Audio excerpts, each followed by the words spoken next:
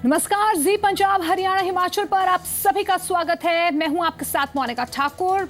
25 खबर 25 रिपोर्टर के सफर में हम आपको बिना ब्रेक के पंजाब हरियाणा हिमाचल जम्मू कश्मीर की सभी बड़ी खबरें दिखाएंगे। इसके अलावा अच्छी खबर होगी, काम की बात होगी और मौसम का हाल भी जानेंगे। तो आप देखते रहिए देश का सबसे बड़ा न्यूज बुलेटिन 25 खबर 25 रिपोर्टर। और शुरुआत करते हैं पंजाब की बड़ी खबरों के साथ। कैप्टन अमरिंदर सिंह के बेटे रणइंदर सिंह को ईडी की ओर से भेजे गए समन के मामले पर पंजाब की सियासत पूरी तरह से गर्मा गई है। इसे लेकर सभी सियासी पार्टियों में बयानबाजियां एक बार फिर से तेज हो गई हैं। ईडी की तरफ से जारी किए गए समन के बाद कैप्टन अमरिंदर सिंह ने अरुण जेटली को कोसना शुरू कर दिया है, जबकि खुद कैप्टन अमरिंदर श्रोमणी अकाली दल और आम आदमी पार्टी के निशाने पर आ गए हैं। कैप्टन अमरिंदर सिंह ने बेटे रणइंदर सिंह को कथित फीमा उल्लंघन के मामले में ईडी की तरफ से समन भेजे जाने पर वित्त मंत्री अरुण जेटली को फिर से निशाने पर लिया है। कैप्टन के मुताबिक जेटली ने सबसे पहले लोकसभा चुनाव कैंपेन के दौरान मामला उछाला था और तब से ईडी और आयकर विभाग के जरिए उन्हें निशाना बनाए जाने की कोशिश की जा रही है। स्टार्ट हुआ जेटली के इलेक्शन में। We will fight this election. In the law there is nothing. There is no illegality, no breaking of the Indian law, nothing at all. But that there will be ये तो investigation agency है। दोनों finance ministry की, CBI नहीं है इनके पास तो ED है या है इनकम टैक्स। उधर सत्ताधारी अकाली दल ने कहा है कि जेटली को बदनाम करने के बजाय कैप्टन को जांच में सहयोग करना चाहिए। कदे जेटली साहब ते इल्जाम लाना, कदे इनू राजनीति दसना, कदे चोणा ना जोड़ के गल करनी, ये मैं समझदा सरासर गलत आ। बल्कि उन्होंने कहना चाहिए भी जे सही है भी असीं कानून मुताबिक जो कार्रवाई आ उन्हें फेस करांगे। वहीं आम आदमी पार्टी ने भी पूरे मामले पर कैप्टन अमरिंदर सिंह को आड़े हाथों लिया है। कैप्टन अमरिंदर पंजाब के लोगों को और देश के लोगों को गुमराह कर रहे हैं। आप फर्जी कंपनियां बना के 4 कंपनियां बना के सैकड़ों करोड़ का हेराफेरी करते हैं जब आप मुख्यमंत्री होते हैं पंजाब के, और उसके बाद आप कह रहे हैं कि पॉलिटिकली आपको टारगेट किया जा रहा है, पॉलिटिकली आपको पॉलिटिकल वेंडेटा के तहत ये सब कुछ किया जा रहा है। ये सरासर झूठी बात है। कैप्टन अमरिंदर सिंह लगातार अरुण जेटली पर आरोप लगा रहे हैं, जबकि श्रोमणी अकाली दल कैप्टन अमरिंदर की अरुण जेटली को बदनाम करने की कोशिश करार दे चुका है। दिल्ली से पंकज पाही के साथ जगतार बुल्लर, जी मीडिया। बीजेपी और अकाली दल ही नहीं, पंजाब में कांग्रेस भी मिशन 2017 में जुटी हुई है। पंजाब कांग्रेस के अध्यक्ष कैप्टन अमरिंदर सिंह ने मिशन 2017 के लिए 7 कमेटियों का गठन किया है। पंजाब कांग्रेस ने यूथ, महिला और दलित समेत 7 कमेटियों का गठन किया है, जो घोषणा पत्र को तैयार करने के लिए जनता की नब्ज टटोलकर सुझाव देगी। पंजाब विधानसभा चुनाव को लेकर हर पार्टी ने अब से ही अपनी सरगर्मियां तेज कर दी हैं। कांग्रेस ने भी अपनी जीत यकीनी बनाने के लिए तैयारियां तेज कर दी हैं। सत्ता में वापसी के लिए कैप्टन अमरिंदर सिंह ने प्रदेश में 7 कमेटियों का गठन किया है। ये कमेटी यूथ, किसान, महिला, दलित मैनिफेस्टो की होंगी।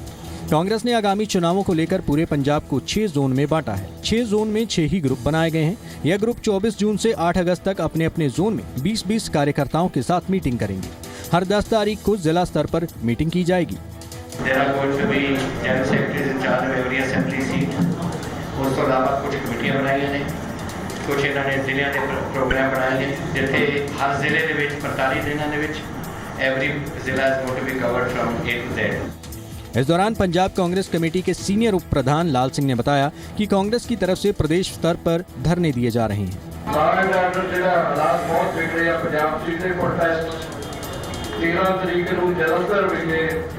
कैप्टन अमरिंदर सिंह जी रहनुमाई कर रहे सारी स्टेट की लीडरशिप इकट्ठे हो गए धरना दिया गया। तीसरा धरना 18 तारीख को लंबी होएगा।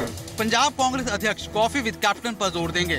वहीं पार्टी अलग अलग जगहों पर धरना प्रदर्शन करके सूबे की जनता को अपने हक में करने की कोशिश करेगी। चंडीगढ़ से जगतार भुल्लर के साथ ललित शर्मा, जी मीडिया, चंडीगढ़। मोदी सरकार की ओर से पंजाब को दिए गए फंड पर अखबारों में छप रहे पंजाब सरकार के विज्ञापन को लेकर सियासत जोर पकड़ने लगी है। एक तरफ जहां विरोधी पार्टियां सरकार पर इसे लेकर निशाना साध रही हैं, तो वहीं प्रदेश सरकार ने भी उन्हें नसीहत दी है। विज्ञापन के मामले में अकाली सरकार ने विपक्ष को एतराज जताने की बजाय कमी बताने की नसीहत दी है। हालिया दिनों में पंजाब सरकार की तरफ से जारी विज्ञापनों में केंद्र की तरफ से जारी राशि का जिक्र किया गया है। प्रधानमंत्री मोदी का धन्यवाद किया जा रहा है, जिस पर विपक्ष सवाल खड़े कर चुका है, जिस पर अकाली दल ने पलटवार किया। प्रेम सिंह चंदूमाजरा ने आम आदमी पार्टी और कांग्रेस को नसीहत देते हुए कहा कि एतराज जताने की बजाय अगर कोई कमी रह गई हो तो वो उसे जरूर बताएं। ਉਹਦਾ ਲੇਖਾ ਜੋਖਾ ਆਪਾਂ ਦੇ ਵਿੱਚ ਪੇਸ਼ ਕੀਤਾ। ਉਹਦੇ 'ਚ ਕੋਈ ਘਟ ਰਹਿ ਗਿਆ ਤਾਂ ਦੱਸਣ, ਵੱਧ ਦੀ ਲੋੜ ਆ ਤਾਂ ਦੱਸਣ, ਤੇ ਇਹਦੇ 'ਚ ਕੋਈ ਅੰਕੜਾ ਗਲਤ ਹੋਵੇ ਤਾਂ ਦੱਸਣ। ਇਹ ਕਹਿਣਾ ਵੀ ਇਹ ਲੋਕਾਂ ਨੂੰ ਗੁੰਮਰਾਹ ਕਰਨ ਲਈ ਆ ਬਿਨਾਂ ਕਿਸੇ ਆਧਾਰ ਤੋਂ, ਬਿਨਾਂ ਕਿਸੇ ਤੱਥ ਤੋਂ, ਇਹਦਾ ਕੋਈ ਗੱਲ ਨਹੀਂ ਬਣਦੀ। वहीं आम आदमी पार्टी पूछ रही है कि अगर मोदी जी ने पैसा दिया है तो पंजाब में किसान खुदकुशी क्यों कर रहा है। अगर मोदी सरकार ने पैसे दिए हैं तो पंजाब में किसान आत्महत्या क्यों कर रहा है? अगर मोदी सरकार ने उनको वास्तव में पैसे दिए हैं तो आज पंजाब 1,25,000 करोड़ रुपए के कर्जे में क्यों है? आम आदमी पार्टी के पंजाब प्रभारी संजय सिंह ने पंजाब सरकार को मशवरा दिया है कि अगर पैसा आया है तो किसानों का कर्ज माफ करने का काम करें। आज जब चुनाव आया है तो नकली बातें, झूठी बातें प्रचारित की जा रही है। अगर वास्तव में नरेंद्र मोदी सरकार उनकी कोई मदद करना चाहती है तो पंजाब में जो कर्ज है किसानों का वो माफ किया जाए। वहीं आम आदमी पार्टी का सवाल है कि अगर केंद्र ने पैसा दिया है तो किसान खुदकुशी करने को क्यों मजबूर है। पंकज कपाही, जी मीडिया, दिल्ली। मुख्यमंत्री प्रकाश सिंह बादल से पंजाब बीजेपी के नेताओं ने मुलाकात की है, जिसमें बीजेपी नेताओं ने पंजाब विधानसभा चुनाव, प्रदेश में व्यापारियों की समस्याओं, प्रदेश की मौजूदा स्थिति समेत कई मुद्दों पर बातचीत की। चंडीगढ़ में मुख्यमंत्री प्रकाश सिंह बादल से मिले पंजाब बीजेपी के नेता। आगामी विधानसभा चुनावों के मसले पर हुई चर्चा। चंडीगढ़ में पंजाब बीजेपी की कोर कमेटी की बैठक हुई, जिसमें बीजेपी कोटे के मंत्रियों सहित प्रमुख नेता शामिल हुए। इसके बाद पंजाब बीजेपी अध्यक्ष के नेतृत्व में बीजेपी नेताओं ने मुख्यमंत्री बादल से उनके निवास स्थान पर मुलाकात की। विजय सांपला ने बताया कि मुख्यमंत्री के साथ आगामी विधानसभा चुनाव और व्यापारियों की वैट की समस्या को लेकर चर्चा की गई। पंजाब के आने वाले इलैक्शनों को लैके जी ताकि असी लोगों जाइए और उस इशूआं को लैके सी नाल छोटे मोटे पब्लिक के इशू भी सी, उन्होंने भी जिदा व्यापारियों की वैट समस्या बड़े चिर तो चल रही, वो भी गल हुई है। वहीं सांपला ने एक बार फिर से साफ कर दिया है कि अकाली बीजेपी गठबंधन मजबूत है। उन्होंने बताया कि मुख्यमंत्री सरदार प्रकाश सिंह बादल भी साफ कर चुके हैं कि उनके जीते जी गठबंधन के टूटने का सवाल ही नहीं उठता। पहला तो असीं कह रहे कि गठबंधन जिहड़ा है ये सिर्फ दो दलों का ही नहीं, समाजिक समरसता का भी है। तो इस उत्ते बादल साहब ने बड़ा कहा कि कितने विषय नहीं है, और बादल साहब ने विशेष तौर पर स्पैशली किया कि जिन्ना चिर मैं जीवित है ये गठबंधन नहीं टूटेगा, और ये मेरा ख्याल आज का नहीं है, बहुत पहला तो ना। सीएम से मुलाकात के दौरान बीजेपी ने सूबे के व्यापारियों की वैट से जुड़ी समस्या को दूर करने की मांग भी रखी। चंडीगढ़ से पुनीत प्रिंजा, जी मीडिया। ऑपरेशन ब्लू स्टार की 32वीं बरसी के मौके पर आज सुबह श्री अखंड पाठ साहिब के भोग डाले गए। इस दौरान अमृतसर को छावनी में तब्दील कर दिया गया। साथ ही सरकार की ओर से लगातार शांति बनाए रखने की अपील की गई। ऑपरेशन ब्लू स्टार की बरसी के मौके पर आज श्री अकाल तख्त साहिब पर श्री अखंड पाठ साहिब के भोग डाले गए। इस मौके पर जथेदार अकाल तख्त ज्ञानी गुरबचन सिंह और एसजीपीसी प्रधान अवतार सिंह ने सभी से शांति बनाए रखने की अपील की। ऑपरेशन ब्लू स्टार की 32वीं बरसी के मौके पर अमृतसर में सख्त सुरक्षा के बीच बरसी समारोह शांतिपूर्ण ढंग से हो गए। सुबह अखंड पाठ साहिब के भोग डाले जाने के बाद अरदास के समय बड़ी संख्या में सिख संगत शामिल होने के लिए पहुंची। हालांकि कुछ गर्म ख्याली सिख युवकों की तरफ से इस मौके पर नारेबाजी की गई, देश विरोधी नारे लगाए गए। नारेबाजी के दौरान ही अकाल तख्त साहिब के जथेदार ज्ञानी गुरबचन सिंह ने कौम के नाम अपना संदेश दिया और सिख कौम को शांति बनाए रखने की अपील की। सानू पंथ नू मजबूत करना चाहिए। पंथ मजबूत है, गुरु ग्रंथ साहिब का सत्कार भी हमेशा अपने आप कायम रहेगा। इस करके उन्होंने नौजवान बच्चों नू भी बेनती करनी चाहना हाँ कि एवं तुसी किसी दे आखे ला के गुमराह होके गुरु की बेअदबी के कारण ना बनो। वाहिगुरू जी का खालसा, वाहिगुरू जी की फतेह। पिछली बार दरबार साहिब की परिक्रमा में लहराई गई तलवारों से इस बार सावधान एसजीपीसी ने भी बरसी समारोह के शांतिपूर्ण ढंग से मुकम्मल होने पर चैन की सांस ली। साथ ही कौम को अमन और भाईचारा बनाए रखने की अपील भी एसजीपीसी अध्यक्ष अवतार सिंह मक्कड़ ने की। मैं समझदा कि आज बहुत बड़ी गिनती में संगतां ने हाजिरी भर के इस सत्कार समागम में श्रद्धा सत्कार समागम में शमूलियत की है। सतगुरु कृपा करे, पंथ नूं चढ़दियां कलां बख्शे, पंथ च एकता ते इतफाक बख्शे ते पंथक एकता बख्श के पंथ दी चढ़दी कला ले काम कर। हालांकि इस दौरान नारेबाजी के कारण माहौल तनावपूर्ण बन गया था, लेकिन एसजीपीसी की टास्क फोर्स और पंजाब पुलिस ने इस तनावपूर्ण स्थिति पर जल्द ही काबू पा लिया। अमृतसर से राजन गोसाई, जी मीडिया। पंजाब और हरियाणा हाईकोर्ट ने फिलहाल हरियाणा सरकार की तरफ से जाटों समेत 6 जातियों को दिए गए आरक्षण पर रोक हटाने से इनकार कर दिया है और इस मामले में कोई राहत नहीं दी गई है। इस मामले में कोर्ट 13 जून को फैसला सुनाएगी। पंजाब और हरियाणा हाईकोर्ट की तरफ से आरक्षण पर लगाई गई रोक को फिलहाल नहीं हटाया गया है और हाईकोर्ट ने फिलहाल अगली तारीख 13 जून मुकर्रर की है और उसी दिन जो है हाईकोर्ट इसके ऊपर अपना फैसला सुना सकता है। जाट राखवाकरण के मुद्दे पर पंजाब एंड हरियाणा हाईकोर्ट में सुनवाई हुई, लेकिन सूबा सरकार और जाटों को कोई राहत नहीं मिली। कोर्ट ने अंतरिम रोक हटाने से इनकार करते हुए मामले की अगली सुनवाई 13 जून को तय की है। सरकार की दलील थी कि उनका पक्ष सुने बिना रोक लगाई गई है, जिसके बाद कोर्ट ने 13 जून को सभी पक्षों को सुनने की बात कही।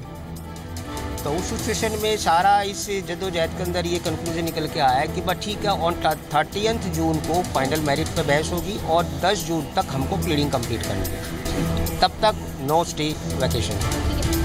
उधर जाट आरक्षण के खिलाफ याचिका दायर करने वाले याचिकाकर्ता के वकील ने सरकार की दलील को झूठा करार दिया है। उनका दावा है कि उन्हें फॉलो किया जा रहा था और सरकार को सब पता था कि भाई ये एक्स पार्टी स्टे है और ये हमें नहीं सुना गया, ये कम्प्लीटली फॉल्स है और इसका हमने रिप्लाई में लिखा भी है। हमने साफ साफ लिखा है कि स्टेट हमारी पेटिशंस को फॉलो कर रहा था। 13 जून को इस मामले के ऊपर बहस करेंगे, दलीलें देंगे और उसके बाद हाईकोर्ट ने साफ कर दिया है कि उस दिन जो है इसके ऊपर फैसला सुनाया जा सकता है कि इस मामले के ऊपर जो रोक लगाई गई है उसे हटाया जाएगा या नहीं। कैमरा पर्सन दीपक चौधरी के साथ में है शर्मा, जी मीडिया, चंडीगढ़।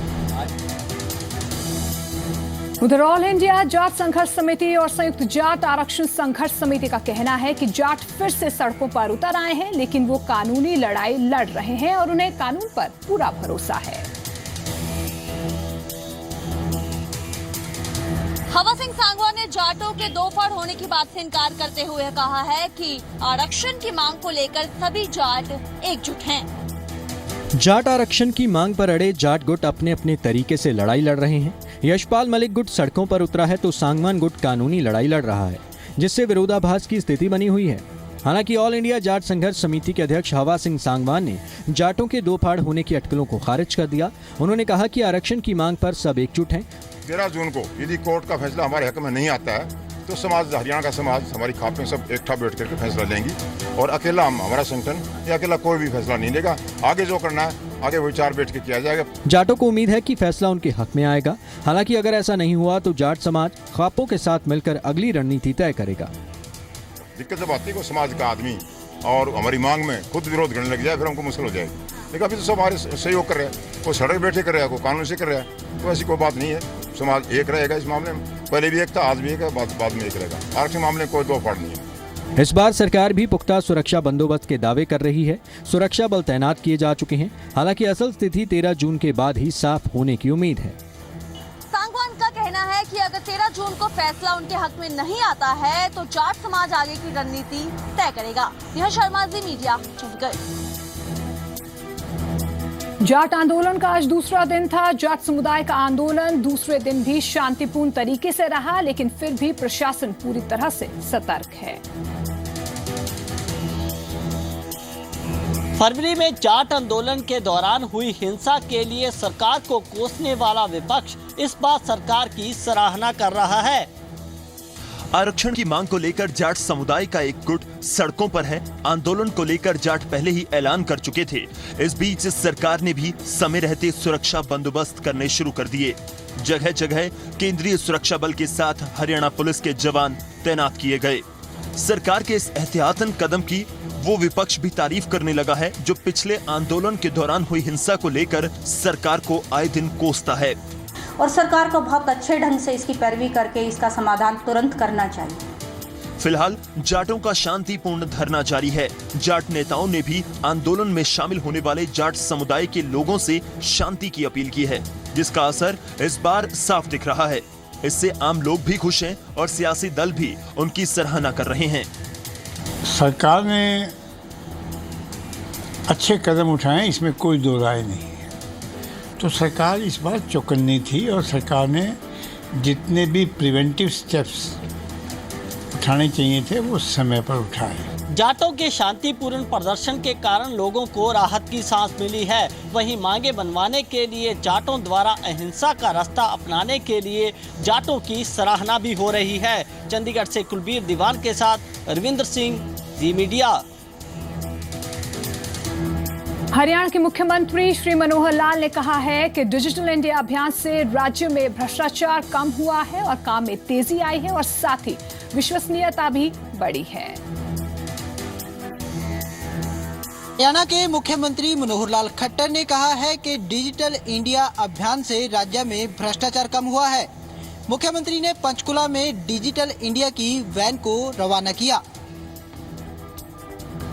लोगों को जागरूक करने के लिए डिजिटल इंडिया की वैन को हरियाणा में रवाना कर दिया गया। पंचकुला में मुख्यमंत्री मनोहर लाल खट्टर ने वैन को हरी झंडी दिखाई। हरियाणा में 2 वैनें लोगों को जागरूक करने का काम करेंगी। वैन्स के माध्यम से जन जागरण का यह अभियान चलाया जा रहा है। 2 वैन्स हरियाणा में चलेंगी जो 840 स्थानों के ऊपर अगले 6 महीने में जाएंगी। तो इनके माध्यम से हम जन जागरण करके इस कार्यक्रम को आगे बढ़ाना चाहते हैं। मुख्यमंत्री खट्टर ने कहा कि प्रधानमंत्री नरेंद्र मोदी के डिजिटल इंडिया के कार्यक्रम के तहत हरियाणा पहले से ही काम कर रहा है और अब इस पर और ज्यादा जोर दिया जा रहा है।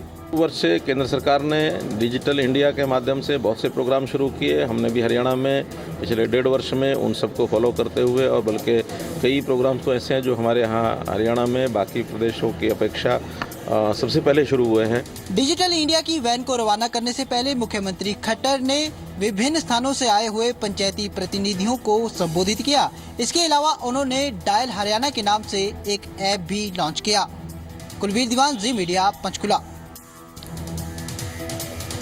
बड़ा भंगाल में फंसे दिल्ली के ट्रैकर्स पूरी तरह से सुरक्षित हैं। उन्हें निकालने के लिए रेस्क्यू ऑपरेशन लगातार जारी है, लेकिन मौसम रेस्क्यू में विलन बन रहा है। मुख्यमंत्री वीरभद्र सिंह ने कांगड़ा के बड़ा बंगाल में फंसे दिल्ली के ट्रैकर्स को जल्द सुरक्षित बाहर निकालने के निर्देश दिए हैं।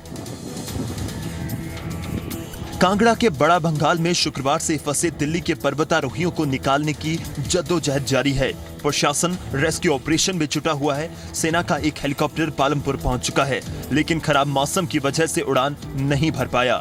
इस बीच मुख्यमंत्री वीरभद्र सिंह ने ट्रैकर्स को निकालने के निर्देश जारी किए हैं। साथ ही भरोसा दिया है कि मौसम साफ होते ही सभी को सुरक्षित निकाल लिया जाएगा। हमने हेलीकॉप्टर भेजे थे उनके लिए, अभी ट्रेस नहीं हुए। आज भी हेलीकॉप्टर उनके लिए भेजे गए हैं। आपको बता दें कि इससे पहले भी हेलीकॉप्टर भेजा गया था, लेकिन खराब मौसम की वजह से लैंड नहीं कर पाया। वहीं प्रशासन ने एक पैदल रेस्क्यू टीम भी भेजी है, जिससे फिलहाल संपर्क टूट चुका है। दिल्ली के 9 ट्रैकर्स बड़ा बंगाल में फंसे हुए हैं, जिन्हें निकालना तब तक संभव नहीं है जब तक मौसम विलेन की भूमिका निभाना बंद नहीं करता। ट्रैकर्स को सुरक्षित बाहर निकालने के लिए सेना का हेलीकॉप्टर पालमपुर पहुंच चुका है, लेकिन खराब मौसम के चलते यह हेलीकॉप्टर कल सुबह ही उड़ान भर पाएगा। मोहित प्रेम शर्मा, जी मीडिया, शिमला। यूजीसी के नए सर्कुलर के 3 बातों का विरोध कर रहे टीचर्स का आंदोलन लगातार जारी है, जिसे अन्य संगठनों का समर्थन मिल रहा है। यूजीसी के नए सर्कुलर के खिलाफ आंदोलन कर रहे टीचर्स के समर्थन में अब कई स्टूडेंट यूनियन भी आ गए हैं। वहीं आंदोलन में शामिल होने पहुंचे जेएनयू स्टूडेंट यूनियन के अध्यक्ष कन्हैया कुमार की मौजूदगी को लेकर कई शिक्षक नाराज भी दिखे। यूजीसी के नए सर्कुलर के खिलाफ टीचर्स ने आज भी दिल्ली में यूजीसी ऑफिस के बाहर प्रदर्शन किया। आंदोलन कर रहे दिल्ली यूनिवर्सिटी और कई दूसरी यूनिवर्सिटीज के टीचर्स को अब कई राजनीतिक दलों और छात्र संगठनों का समर्थन मिल रहा है। सभी ने नए सर्कुलर को वापस लेने की मांग दोहराई है। बड़ा दुर्भाग्यपूर्ण है जो नई एपीआई गैजेट नोटिफिकेशन आई है, या इसको हम पूर्णतः शिक्षक विरोधी और छात्र विरोधी करार करते हैं। परमानेंट पोस्ट होने के बावजूद एडहॉक को एडहॉक रखा गया और एक 5000 शिक्षकों की एक आर्मी तैयार कर दी गई, जिनको ना तो पूरी सुविधाएं मिलती हैं। वहीं आज एआईएसएफ की तरफ से जेएनयू स्टूडेंट यूनियन का प्रेसिडेंट कन्हैया कुमार भी विरोध प्रदर्शन में शामिल होने पहुंचा, जिसे लेकर कुछ टीचर्स में नाराजगी दिखी। नाराज शिक्षक कन्हैया कुमार की मौजूदगी को लेकर बटे दिखाई दिए और उनके बीच झड़प भी देखने को मिली। यूजीसी के नए सर्कुलर में 3 बातों को लेकर टीचर्स को एतराज है, जिनमें लेक्चर्स की संख्या, स्टूडेंट से फीडबैक और एकेडमिक परफॉर्मेंस इंडिकेटर शामिल है। सैनिक कॉलोनी के मुद्दे पर जम्मू कश्मीर की सियासत का पारा चरम पर है। इस मुद्दे पर आज भी जम्मू कश्मीर विधानसभा में जमकर हंगामा हुआ।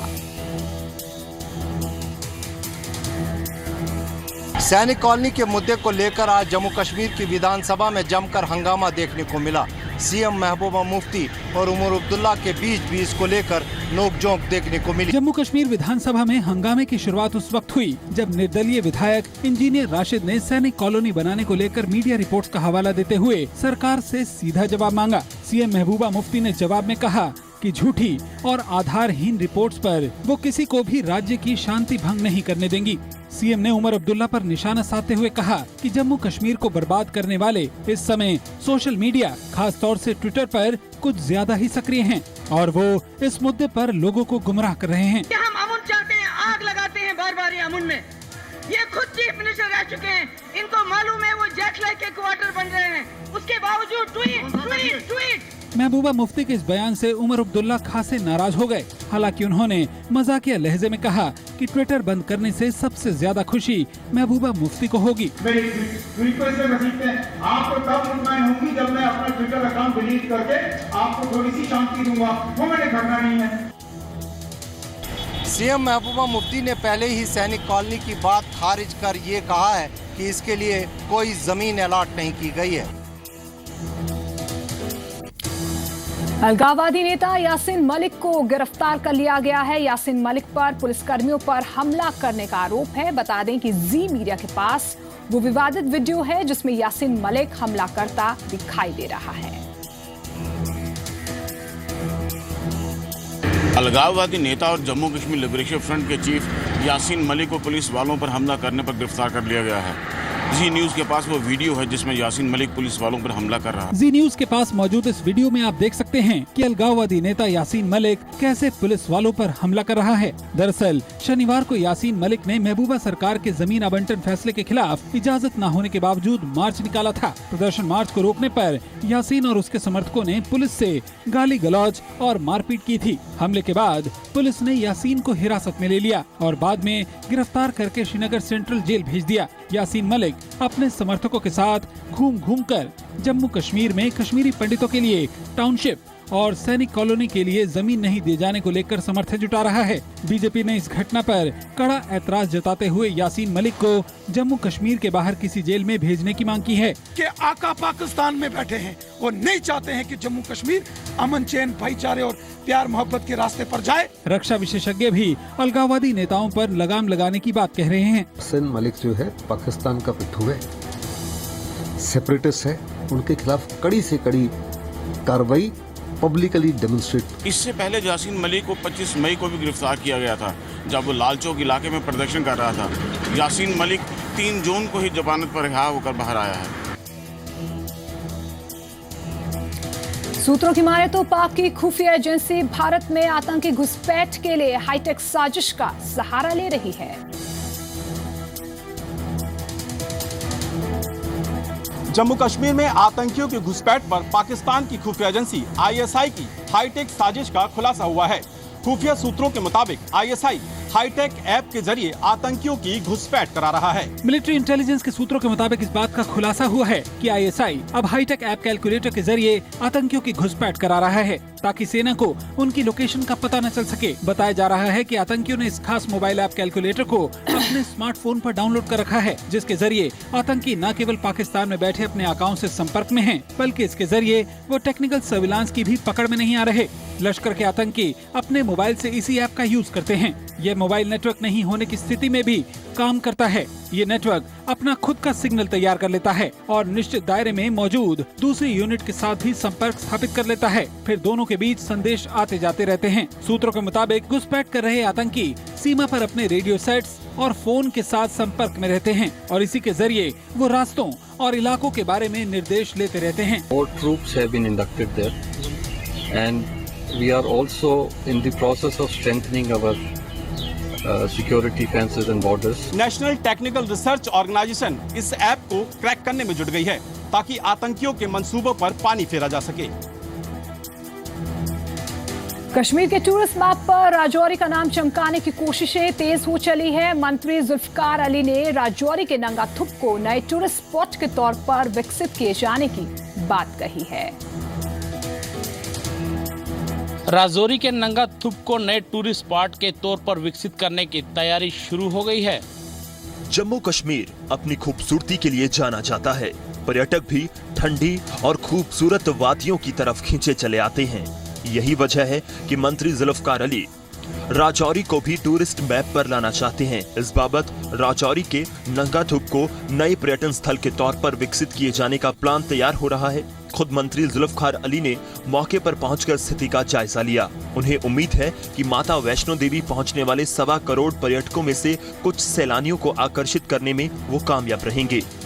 जो राजौरी डिस्ट्रिक्ट है, इसको हम अपने आप में एक इंडिपेंडेंट टूरिस्ट डेस्टिनेशन के तौर पे डेवलप करना चाहते हैं। इसमें जितने भी ब्यूटीफुल स्पॉट्स हैं, जैसे जिस जगह पे हम यहाँ खड़े हैं, ये नागा थुप जो है, ये अपने आप में एक बहुत खूबसूरत जगह है। हाँ, आधा घंटा हो गया और आधे घंटे में कम से कम 500-600 लोग तो हमने देखे यहाँ पे। बहुत अच्छा है सर, बहुत मज़ा आया यहाँ पे घूम के। बहुत अच्छी टूरिस्ट प्लेस है सर। मंत्री जी की माने तो पर्यटन को बढ़ावा मिलने से युवा रास्ता नहीं भटकेंगे और पर्यटन से जुड़कर अपने परिवारों की आर्थिक स्थिति को मजबूत करेंगे। हालांकि टूरिस्ट स्पॉट के रूप में विकसित करने के लिए रूट कनेक्टिविटी सहित कुछ अन्य पहलुओं पर जोर देना जरूरी है। एक तो टूरिस्ट बाहर से आएगा, लोकल टूरिस्ट यहाँ पे आएगा और इसके साथ साथ बच्चों को, एक जो बच्चे ड्रग अब्यूज में, दूसरी चीज़ों में उलझते हैं, तो वो उन चीज़ों को छोड़ के एक अच्छी सेहतमंद चीज़ की तरफ आएंगे और सैर व तफरीह की लोगों को जगह मिलेगी और उससे लोगों की जो माशी हालत है, इकोनॉमिक कंडीशन है, वो भी बढ़ जाएगी। सबने रोड दी है, ये अच्छी है, मतलब अच्छा है। थोड़ा इसको और बेहतर किया जाए और यहाँ पे लंगर वगैरह का इंतजाम है, जो यहाँ पे एक शेड होना चाहिए जिसमें आदमी खाना वगैरह पका सके। और यहाँ पे पानी की थोड़ी प्रॉब्लम है, तो बाकी यहाँ पे बहुत अच्छी जगह है। जम्मू कश्मीर सरकार में मंत्री जुल्फकार अली ने उम्मीद जताई है कि पर्यटन के बढ़ने से स्थानीय युवाओं को रोजगार मिलेगा और उनकी आर्थिक स्थिति में सुधार होगा। राजौरी से ब्यूरो रिपोर्ट, जी मीडिया।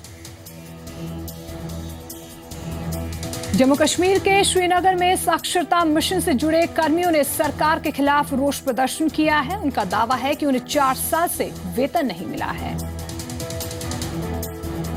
मानव संसाधन मंत्रालय के साक्षरता भारत मिशन से जुड़े कर्मचारियों ने अपनी मांगों को लेकर आज विधानसभा का घेराव करने की कोशिश की।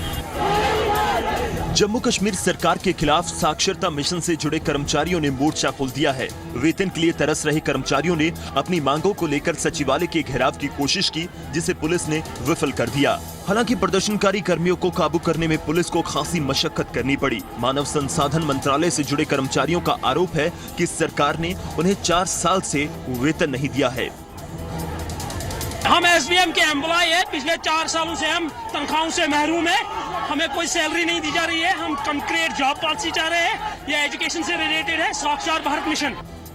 कर्मचारियों ने अपनी मुश्किल साझा करते हुए बताया कि उनके सामने खुदकुशी करने का संकट पैदा हो गया है। बच्चों का पालन पोषण मुश्किल हो चुका है और सरकार टस से मस होने को राजी नहीं है। हमारे बच्चे फाकाकशी पर मजबूर हैं, हम खुदकुशी पे तले हुए हैं। बिल्कुल हम पंचायतों पे सुबह 10 बजे से 4 बजे तक ड्यूटी दे रहे हैं, लेकिन हमारी हुकूमत टस से मस नहीं हो रही है। कर्मचारियों का आरोप है कि सरकार ने लंबे समय से उनका वेतन नहीं दिया है, जिसके चलते उनके सामने खुदकुशी की नौबत आ गई है। कैमरा पर्सन इरफान मंजूर के साथ खालिद हुसैन, जी मीडिया, श्रीनगर। 2002 गुलबर्ग सोसाइटी मामले में सजा का ऐलान 9 जून को होगा। इस केस को रेयरेस्ट ऑफ रेयर केस की कैटेगरी में रखने की बात रखी गई थी। अहमदाबाद की गुलबर्ग सोसाइटी हत्याकांड में दोषित करार दिए जा चुके 24 आरोपियों पर अब फैसला 9 जून को आएगा। अहमदाबाद की विशेष अदालत में माना यह जा रहा था कि आज ही वो फैसला सुनाएगी, लेकिन अब वो 3 दिन टल गया है। गुलबर्ग सोसाइटी हत्याकांड मामले में सरकारी वकील और पीड़ितों के वकील की ओर से दलीलें खत्म हो गई हैं। दोषियों के वकील की दलील अभी जारी है। 9 जून को इस मामले में सुनवाई के बाद सजा का ऐलान होगा। कोर्ट में सरकारी वकील ने दोषियों को मौत की सजा देने की अपील की। वहीं दोषियों के वकील ने कोर्ट से कहा कि घटना को 14 साल हो चुके हैं। ऐसे में अब उन लोगों को ज्यादा से ज्यादा सजा नहीं दी जा सकती। 9 तारीख को गुरुवार के दिन इसकी अगली सुनवाई, क्वांटम ऑफ पनिशमेंट, सजा क्या देना चाहिए, कितनी देना होना चाहिए, उसके ऊपर गुलबर्ग सोसाइटी कांड में कांग्रेस नेता एहसान जाफरी समेत 59 लोगों की जान गई थी। इस मामले में 24 में से 11 आरोपियों पर हत्या का दोष साबित हुआ है। मेरे हक में तो होना ही चाहिए फैसला। इतने दिन से जो मैं इंतजार कर रही हूँ, केस लड़ रही हूँ, जद्दोजहद कर रही हूँ, मेरे हक में ही मेरे को उम्मीद है कि मेरे हक में। गुलबर्ग हत्याकांड में फैसला आते आते 15 साल जितना लंबा वक्त चला गया। इस मुकदमे के दौरान हिंसा के कुल 66 आरोपियों में से 5 की मौत हो गई, जबकि 1 अब तक फरार है। पश्चिमी दिल्ली के रनहौला में लूट की वारदात सीसीटीवी में कैद हो गई है। लुटेरों ने स्टाफ की पिटाई के बाद कैश लूटकर वो फरार हो गए। पश्चिमी दिल्ली के रनहौला में 3 लाख रुपए की लूट की वारदात सीसीटीवी में दर्ज हुई है। वीडियो में साफ देखा जा सकता है कि पतंजलि डिस्ट्रीब्यूटर के मालिक को बदमाश किस तरह लूटकर फरार हो रहे हैं। घटना शुक्रवार रात 9:30 बजे की है। इस घटना में 4 बदमाशों ने पतंजलि डिस्ट्रीब्यूटर हरबंश लाल के ऑफिस में घुसकर 3 स्टाफ्स को बंधक बना लिया। उनकी बुरी तरह से पिटाई की। लूट की वारदात में बदमाशों ने हरबंश लाल को गोली मार दी। हरबंश लाल को पैर में गोली लगी है। हालांकि बदमाशों ने उनकी कनपटी पर पिस्टल लगाकर गोली मारनी चाहिए थी, लेकिन वो मिस फायर हो गई और वो बाल बाल बच गए। रनहौला में हुई वारदात के 3 दिन बीत जाने के बावजूद अब तक दिल्ली पुलिस के हाथ खाली हैं। पुलिस किसी भी बदमाश को गिरफ्तार नहीं कर सकी है। उनके दोनों हाथ में गन थी, 2 वैसे थे। उसी टाइम आके मैं गन पॉइंट में अंदर देखा और हमें मारा पीटा और हमारे पैसे लगे जो थे। दिल्ली में पुलिस की नाकामी न सिर्फ सवाल उठा रही है, बल्कि इलाके के लोगों में सुरक्षा को लेकर डर भी बढ़ा रही है। स्विट्जरलैंड में प्रधानमंत्री नरेंद्र मोदी ने काले धन पर बातचीत की है और साथ ही एनएसजी पर समर्थन के लिए शुक्रिया भी अदा किया है। प्रधानमंत्री ने इस मौके पर स्विस नागरिकों के लिए ई वीजा का भी ऐलान किया। 5 देशों के दौरे पर निकले प्रधानमंत्री मोदी अब स्विट्जरलैंड पहुंच चुके हैं। पीएम मोदी ने स्विट्जरलैंड के राष्ट्रपति से मुलाकात कर दोनों देशों के बीच के कई अहम मुद्दों पर बातचीत की। अपनी 5 देशों की यात्रा के दौरान स्विट्जरलैंड पहुंचे प्रधानमंत्री नरेंद्र मोदी और स्विट्जरलैंड के राष्ट्रपति के बीच डेलीगेशन लेवल की बातचीत हुई। इस बैठक में कई द्विपक्षीय मुद्दों पर चर्चा हुई। पीएम मोदी ने एनएसजी यानी न्यूक्लियर सप्लायर ग्रुप की सदस्यता के लिए समर्थन देने को लेकर स्विट्जरलैंड का शुक्रिया अदा किया। I am thankful to the president for Switzerland's understanding and support for India's membership of the nuclear supplier. Swiss बैंकों में भारतीयों की जमा ब्लैक मनी वापस लाने से जुड़े मुद्दे पर भी दोनों देशों के बीच चर्चा हुई। पीएम ने ब्लैक मनी के मुद्दे को दोनों देशों के लिए अहम बताया। Combating the menace of black money and tax evasion is also our shared priority. प्रधानमंत्री मोदी ने स्विट्जरलैंड के टूरिस्टों के लिए ई वीजा का भी ऐलान किया। पीएम ने स्विट्जरलैंड की खूबसूरती दिखाने के लिए भारतीय फिल्म इंडस्ट्री का शुक्रिया अदा किया। तो टेनिस कोर्ट पर शानदार कामयाबी दर्ज कर रही लिएंडर पेस और स्विट्जरलैंड की मार्टिना हिंगिस की जोड़ी का भी जिक्र किया। अपने दौरे के चौथे पड़ाव पर पीएम मोदी आज देर रात अमेरिका पहुँचेंगे। यहाँ वो यूएस कांग्रेस के सेशन को संबोधित करेंगे। लोकसभा चुनाव में यूपी में रिकॉर्ड जीत हासिल करने वाली बीजेपी प्रधानमंत्री नरेंद्र मोदी के दम पर यूपी के विधानसभा चुनाव 2017 भी जीतना चाहती है। सूत्रों की माने तो यूपी फतेह के लिए प्रधानमंत्री नरेंद्र मोदी यूपी में हर महीने एक बड़ी रैली कर सकते हैं। यूपी में अगले साल होने वाले विधानसभा चुनाव में जीत के लिए बीजेपी अपना पूरा जोर पीएम मोदी के दम पर लगाएगी। सूत्रों के मुताबिक मिशन 2017 में फतेह के लिए पीएम यूपी में हर महीने एक रैली या एक बड़ा कार्यक्रम कर सकते हैं। बीजेपी सूत्रों के मुताबिक यूपी में 2017 में होने वाले विधानसभा चुनाव के मद्देनजर प्रधानमंत्री मोदी अगले महीने से राज्य में मैराथन रैलियों और बड़े कार्यक्रमों में शरीक होंगे। सूत्रों के मुताबिक यूपी में पार्टी हर महीने पीएम मोदी की रैली आयोजित करने पर विचार कर रही है। इसे लेकर इसी महीने के आखिर में इलाहाबाद में होने वाली बीजेपी की राष्ट्रीय कार्यकारिणी की बैठक में अंतिम मोहर लग जाएगी। शुरुआती जानकारी के मुताबिक इस राष्ट्रीय कार्यकारिणी के बाद पीएम इलाहाबाद में एक रैली को भी संबोधित कर सकते हैं। वहीं जुलाई में ही पीएम मोदी अपने संसदीय क्षेत्र वाराणसी के दौरे पर भी जा सकते हैं। बीजेपी यूपी विधानसभा चुनाव में अब तक मुख्यमंत्री के तौर पर पेश करने के लिए किसी का चेहरा तय नहीं कर पाई है। ऐसे में पीएम की साफ छवि के सहारे पार्टी अपने विरोधियों के सफाई की रणनीति तैयार कर रही है। केंद्रीय गृह राज्य मंत्री किरण रिजिजू ने आज फाइटर प्लेन सुखोई में अपनी उड़ान का वीडियो सोशल मीडिया पर डाला। केंद्रीय गृह राज्य मंत्री किरण रिजिजू ने आज सुखोई पर अपने उड़ान का वीडियो सोशल मीडिया पर पोस्ट किया। किरण रिजिजू ने सुखोई पर उड़ान पिछले महीने की 18 तारीख को की थी। केंद्रीय गृह राज्य मंत्री किरण रिजिजू की किसी फाइटर प्लेन के पायलट की ही तरह पूरी तरह से यूनिफॉर्म पहने अब तक आपने सिर्फ तस्वीरें ही देखी होंगी, लेकिन अब खुद किरण रिजिजू ने अपने सुपरसोनिक फाइटर जेट सुखोई 30 में भरी उड़ान का वीडियो सोशल मीडिया में पोस्ट किया है। 45 साल के किरण रिजिजू ने बीती 18 मई को एयर चीफ अरूप राहा के इनविटेशन पर करीब 30 मिनट तक फ्लाइंग अनुभव हासिल किया था।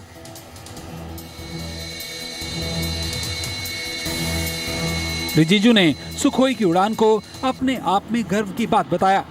जी न्यूज के साथ बातचीत में भी रिजिजू ने फ्लाइट को लेकर अपना अनुभव साझा किया। फाइटर जेट सुखोई पर उड़ान भरने वाले किरण रिजिजू मोदी सरकार के तीसरे मंत्री हैं। इससे पहले राजीव प्रताप रुडी और इंद्रजीत राव भी सुखोई की सवारी कर चुके हैं। पहलवान सुशील कुमार के रियो ओलंपिक में जाने का सपना टूट गया है। रियो ओलंपिक के लिए अब उनका ट्रायल नहीं होगा। दिल्ली हाई कोर्ट से सुशील कुमार को ये झटका लगा है। रेसलर सुशील कुमार की रियो ओलंपिक में खेलने की उम्मीदें लगभग खत्म हो गई है। नरसिंह यादव के साथ ट्रायल कराने की मांग को लेकर हाईकोर्ट पहुंचे सुशील की याचिका कोर्ट ने खारिज कर दी। 2 बार के ओलंपिक मेडलिस्ट सुशील कुमार की अर्जी दिल्ली हाई कोर्ट में खारिज होने के बाद ये लगभग साफ हो गया है कि रियो ओलंपिक की 74 किलोग्राम वेट कैटेगरी में भारतीय दावेदारी नरसिंह यादव ही पेश करेंगे। आज सुनवाई में हाई कोर्ट ने कहा कि वो रेसलिंग फेडरेशन ऑफ इंडिया के जुरिस्डिक्शन में तब तक दखल नहीं देना चाहता जब तक फेडरेशन का कोई गलत या मनमाना रवैया ना दिखाई दे। कोर्ट ने कहा भाई अभी तक तो जब तक तुम जा रहे थे ट्रायल नहीं हुआ, सब ठीक हुआ, अब तुम नहीं जा रहे तो तुम ट्रायल को क्वेश्चन कर रहे हो। सुशील कुमार के पास एक आखिरी रास्ता सुप्रीम कोर्ट का दरवाजा खटखटाना है। हालांकि उनके लिए उम्मीदें अब ना के बराबर दिख रही हैं। पूरा विचार चल रहा है इस पे कि डबल बेंच में जाएंगे या सुप्रीम कोर्ट में जाएंगे। वो जो भी होगा वो उसको पढ़ के, लेकिन खेलों के लिए बड़ा अजीब सा लग रहा है। नरसिंह यादव ने पिछले साल लास वेगास में वर्ल्ड चैंपियनशिप में ब्रॉन्ज मेडल जीतकर 74 किलोग्राम वेट कैटेगरी में भारत के लिए रियो ओलंपिक का कोटा हासिल किया था। ओलंपिक से 66 किलोग्राम वेट कैटेगरी को हटाए जाने के बाद सुशील कुमार ने 74 किलोग्राम की कैटेगरी में खेलने का फैसला किया था, लेकिन नरसिंह यादव शुरुआत से ही इसी वेट कैटेगरी में खेलते आए हैं। प्रोफेशनल बॉक्सर बने विजेंद्र सिंह 16 जुलाई को देश में पहली फाइट लड़ेंगे। उनके विरोधी बॉक्सर के नाम का ऐलान हो गया है। प्रोफेशनल बॉक्सिंग में जीत का सिक्सर लगा चुके विजेंद्र सिंह अपनी अगली बाउट में WBO एशिया पैसिफिक टाइटल के लिए ऑस्ट्रेलियन बॉक्सर कैरी होप से भिड़ेंगे। ये बाउट राजधानी दिल्ली में आगामी 16 जुलाई को त्यागराज स्टेडियम में आयोजित की जाएगी। विजेंद्र सिंह के फैंस को देश में ही उनके प्रोफेशनल बॉक्सिंग रिंग में लगने वाले दमदार मुक्कों को देखने का मौका मिलने वाला है। प्रो बॉक्सिंग में अब तक नहीं हारे विजेंद्र सिंह का सामना 16 जुलाई को ऑस्ट्रेलियन बॉक्सर और Asian Pacific champion carry hope से होगा। एमेच्योर बॉक्सिंग छोड़ने के बाद ये पहला मौका होगा जब विजेंद्र भारत में बॉक्सिंग रिंग में उतरेंगे। बॉक्सिंग में फर्स्ट टाइम इंडिया को पार्टिसिपेट करूंगा यहाँ पे, और बहुत सारे क्राउड होगा जो चीयर अप करेगा कि हाँ इंडिया इंडिया इंडिया। सो बड़ा मजा आएगा, बहुत एक्साइटिंग नाइट हो। अब तक खेली 30 में से 23 बाउट्स जीती हैं। विजेंद्र सिंह ने अपनी आगामी बाउट के लिए प्रधानमंत्री नरेंद्र मोदी समेत कई मशहूर हस्तियों को न्योता भेजा है। धर्मशाला में आयोजित हुए मिस तिब्बत पेजेंट 2016 की प्रतियोगिता को 21 साल की मनाली की तेंजिंग सोंगाई ने जीत लिया है। अंतिम राउंड तक चली कड़ी टक्कर में न्यूयॉर्क की तेंजिंग धावा को मात दी। मनाली की तेंजिंग सोंगाई ने शानदार प्रदर्शन के दम पर तिब्बत पेजेंट 2016 का ताज हासिल किया है। मिस तिब्बत पेजेंट 2016 का ताज तेंजिन सांगी के सर पर सजा है। ग्रैंड फिनाले में मनाली की तेंजिन सांगी के उम्दा प्रदर्शन ने बाकी हसीनाओं को पीछे छोड़ दिया, जिसके बाद उन्हें मिस तिब्बत घोषित कर दिया गया। Tibetan institute of performing art में हुई सौंदर्य प्रतियोगिता में कुल 4 युवतियों ने हिस्सा लिया। अमेरिका की तेंजिन दावा फर्स्ट रनर अप और कर्नाटक की Tenzin Dicky second runner up रही। मिस तिब्बत तेंजिन सांगी ने बताया कि इस उपलब्धि के जरिए वो तिब्बत के लोगों की मुश्किल के बारे में दुनिया को बता सकेंगी। I'm so happy. I feel so blessed. I'm so thankful. I thank God first of all. Oh, this will definitely help because now I can use through this platform and through this talent, I can use my voice to inspire and influence the youth of Tibet to do something to make their lives meaningful. They will listen to me. They know that I'm someone. Miss Tibet painting प्रतियोगिता सबसे पहले साल 2002 में आयोजित की गई थी। यह इस ग्रैंड फिनाले का 14वां एडिशन था। शुरुआत में इस तरह की सौंदर्य प्रतियोगिता को लेकर लोगों की ज्यादा रुचि नहीं थी, लेकिन साल दर साल इस प्रतियोगिता को लेकर लोगों का क्रेज बढ़ा है। तेजिन संगई ने जीत के बाद कहा कि इस प्लेटफॉर्म के जरिए तिब्बत के लोगों की मांगों को लेकर जागरूकता फैलाने में मदद मिलेगी। धर्मशाला से ब्यूरो रिपोर्ट, जी मीडिया। और अब जानते हैं आज के मौसम का हाल। हिसार में आज भी अधिकतम पारा 44 डिग्री सेल्सियस तक दर्ज किया गया। हरियाणा पंजाब के ज्यादातर शहरों में भी तापमान 40 के पार पहुंच गया। बढ़ती गर्मी ने दिल्ली एनसीआर सहित पंजाब हरियाणा में लोगों की मुश्किलें बढ़ा दी हैं। हिसार 44 डिग्री सेल्सियस अधिकतम तापमान के साथ सबसे गर्म बना हुआ है, जबकि गुड़गांव में पारा 43 डिग्री सेल्सियस बना हुआ है। वहीं दिल्ली में भी अधिकतम तापमान 42 डिग्री सेल्सियस दर्ज किया गया। वहीं चंडीगढ़ में भी तापमान 40 डिग्री सेल्सियस के आसपास बना हुआ है। पंजाब में अधिकांश शहरों में भी तापमान लगातार 40 डिग्री के पार पहुंचा हुआ है। अमृतसर में 43 डिग्री सेल्सियस, बठिंडा में 43 और लुधियाना में 42 डिग्री सेल्सियस और पटियाला में 41 डिग्री सेल्सियस तापमान दर्ज किया गया। पहाड़ों पर भी तापमान बढ़ रहा है। बारिश होने के बावजूद हिमाचल के शिमला में पारा 28 डिग्री सेल्सियस दर्ज किया गया, जबकि मनाली में अधिकतम तापमान 26 डिग्री सेल्सियस रहा। वहीं जम्मू में पारा 40 डिग्री को छू चुका है और श्रीनगर में भी अधिकतम तापमान 30 डिग्री सेल्सियस दर्ज किया गया। आने वाले 1-2 दिन में अगर दिल्ली, हरियाणा और पंजाब में बारिश नहीं होती तो गर्मी से राहत मिलना फिलहाल मुश्किल नजर आ रहा है। हिमाचल में रविवार की बारिश के बाद शिमला और मनाली में तापमान 25 डिग्री के ऊपर बना रहा। श्रीनगर में भी तापमान लगातार बढ़ रहा है। ब्यूरो रिपोर्ट के साथ संदीप सिंह, जी मीडिया। 25 खबर 25 रिपोर्टर में आज के लिए बस इतना ही, लेकिन जी पंजाब हरियाणा हिमाचल पर खबरों का सिलसिला लगातार जारी है।